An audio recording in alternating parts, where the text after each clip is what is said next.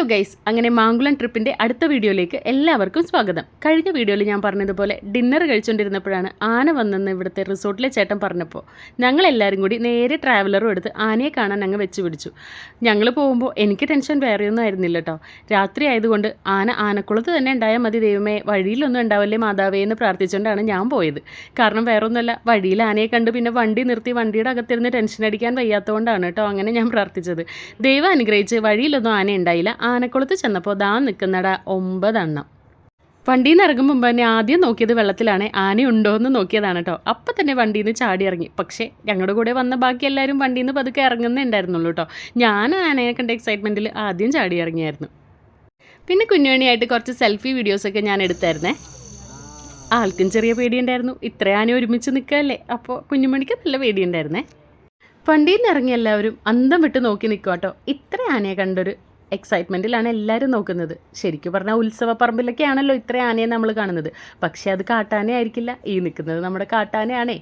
ഈ 9 എണ്ണത്തിൽ ഒരെണ്ണം വളരെ ചെറിയൊരു ആനയായിരുന്നു കേട്ടോ. പൊടിയായിരുന്നു, ഭയങ്കര ജനിച്ചിട്ട് അധികം ആയിട്ടുണ്ടായില്ല കേട്ടോ. അത്രയും കുഞ്ഞാനയായിരുന്നു, നല്ല രസമായിരുന്നു കാണാനായിട്ട്. ശരിക്കും പറഞ്ഞാൽ ഈ ആനയെ കാണുന്ന ഇത്രയും സേഫായിട്ട് കാണണമെങ്കിൽ വേറെ എവിടെയും പറ്റില്ലെന്നാണ് എനിക്ക് തോന്നുന്നത്. ഈ മാങ്കുളത്ത് വന്നാലാണ് ഇത്ര ആനയെ ഒരുമിച്ച് കാണുന്നത്. അതായത് കുഞ്ഞു മുതൽ വലിയ ആനകൾ വരെ വെള്ളം കുടിക്കാൻ വരുന്ന ഒരു സ്പോട്ടാണ് ഈ ആനക്കുളം എന്ന് പറയുന്നത്. അപ്പോൾ ഇത്രയും ആനയെ ഒരുമിച്ച് കാണണം എന്ന് ആഗ്രഹമുള്ളവർ എന്തായാലും ഈ സ്ഥലം ഒന്ന് വിസിറ്റ് ചെയ്യണം, നല്ലതായിരിക്കും കേട്ടോ. അങ്ങനെ ഞങ്ങൾ പിന്നെ ആനയൊക്കെ കണ്ടു കഴിഞ്ഞ് അവിടെ കുറേ നേരമൊക്കെ സ്പെൻഡ് ചെയ്ത് കഴിഞ്ഞിട്ട് പിന്നെ ഞങ്ങൾ തിരിച്ച് റൂമിൽ പോയായിരുന്നു. പിന്നെ രാത്രി ആയതുകൊണ്ട് പ്രത്യേകിച്ച് പരിപാടിയൊന്നും ഉണ്ടായില്ല. അങ്ങനെ രാവിലെ പിന്നെ ഞങ്ങൾ എണീറ്റ് ഒരു 7:30 ആയപ്പോൾ കേട്ടോ ഞാൻ എണീറ്റത്. അപ്പോൾ ഞാൻ എൻ്റെ റൂമിൻ്റെ തൊട്ട് പുറത്തായിട്ടാണ് പൂളുള്ളത്. ഞാൻ റൂമിൽ നിന്ന് നേരെ ഇറങ്ങിയപ്പോൾ നമ്മുടെ പിള്ളേരെല്ലാം 6 മണിക്കേ എണീറ്റ് വെള്ളത്തിൽ കിടക്കുക. വെള്ളത്തിൽ കിടന്ന് കളിക്കുന്ന പിള്ളേരെ നോക്കിക്കൊണ്ടിരിക്കുന്ന ഈ 3 പേരെയും കണ്ടിട്ടാണ് ഞാൻ രാവിലെ എണീറ്റ് റൂമിൻ്റെ പുറത്തിറങ്ങിയത്. ഞങ്ങളുടെ റൂമിൻ്റെ തൊട്ടടുത്തായിട്ടാണ് പൂൾ ഉണ്ടായിരുന്നത്. അതുകൊണ്ട് തന്നെ പിള്ളേർക്ക് രാവിലെ ഇറങ്ങി കുളിക്കാൻ നല്ല സൗകര്യമായിരുന്നേ. രാവിലെ എണീറ്റ് എല്ലാവരും ഇങ്ങനെ ഇരിക്കുക, ഇനി എന്താ അടുത്ത പരിപാടി, എന്ത് ചെയ്യണം എന്ന് ആലോചിച്ചിരിക്കുക കേട്ടോ എല്ലാവരും കൂടി. നമ്മുടെ റിസോർട്ടിൻ്റെ തൊട്ട് ഫ്രണ്ടിലായിട്ടാണ് കഴിഞ്ഞ വീഡിയോയിൽ ഞാൻ കാണിച്ചത് ആ ഒരു വെള്ളച്ചാട്ടം ഇല്ലേ, അത് തൊട്ട് ഫ്രണ്ടിലായിട്ടാണ്. ഇത് കണ്ടോ, ഇത്ര അടുത്തായിട്ടാണ് നമുക്ക് സേഫായിട്ട് ഇറങ്ങി പിള്ളേരുമായിട്ടിരുന്ന് കളിക്കാൻ പറ്റുന്ന ഒരു അടിപൊളി ഏരിയ ആയിരുന്നു കേട്ടോ. രാവിലെ ആരും ഇങ്ങോട്ട് കുളിക്കാൻ വന്നില്ല, വേറൊന്നുമല്ല, എല്ലാവരും സ്വിമ്മിംഗ് പൂളിലായിരുന്നേ. അതുകൊണ്ടാണ് ഇങ്ങോട്ട് ആരും വരായിരുന്നത്. പക്ഷേ അവിടെ നിൽക്കാനായിട്ട് നല്ല അടിപൊളി വൈബായിരുന്നു.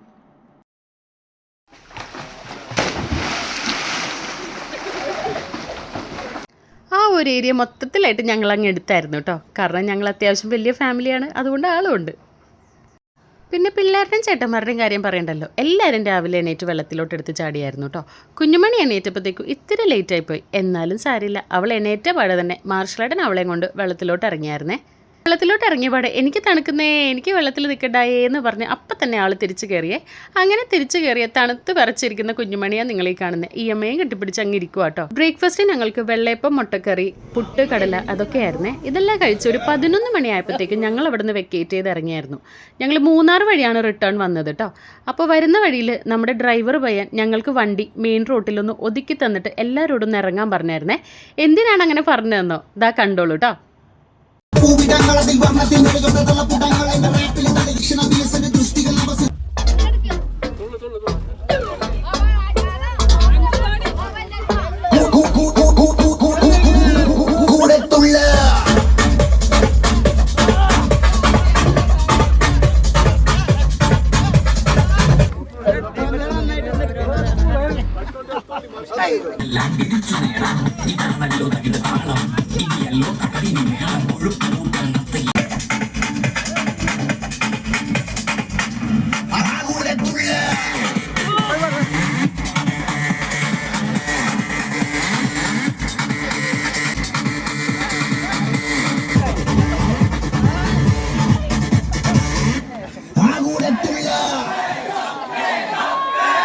ശരിക്കും പറഞ്ഞാൽ ഇത് ഞങ്ങൾക്കൊരു അടിപൊളി എക്സ്പീരിയൻസ് ആയിരുന്നു കേട്ടോ. തേയിലത്തോട്ടത്തിൻ്റെ നടുക്ക് റോട്ടിൽ നിന്ന് തുള്ളാൻ അടിപൊളിയായിരുന്നു.